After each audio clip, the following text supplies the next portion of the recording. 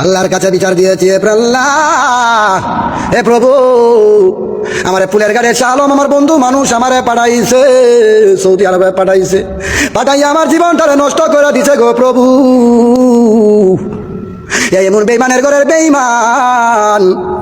ফেরাউনের চেয়ে ফেরাউন অনেক ভালো ছিল।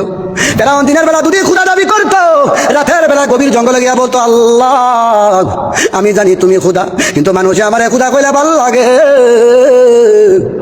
আমার উপরে নারাজ হইয়া তুমি আমারে গজব দিয়ে ধ্বংস করে দিও না। আল্লাহ এর মতন বেঈমান, এর মতন বাটপার তার দুনিয়াতে নাই।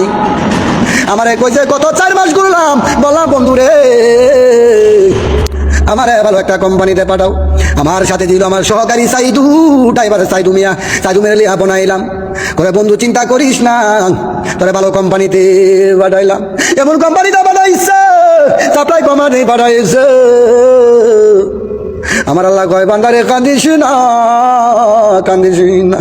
এই দালালের জন্য এমন সাপ বিচ্ছু তোরে কামড়াই ভরে ফুলের গাড়ির শাহ আলম দালাল।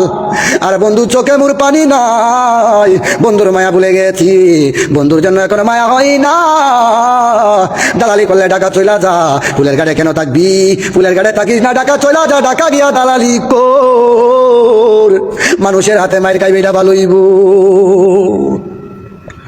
তোরে 3.5 লাখ টাকা দিছি, আরো 50,000 টাকা নিজে খরচ করছি, মেডিকেল করছি, তারও 3 বার বিদেশ গেছি বাপের টাকা দিয়া। এবার কিস্তিতে তুলছি রে শাহ আলম, এমন বিদেশ তো আমি জীবনে কোনোদিন করি নাই। সাবধান হয়ে যাও। ও দেশবাসী করে বলল, আমি শাহ আলম রে চিনি গো, সে আমার ঘনিষ্ঠ বন্ধু ছিল।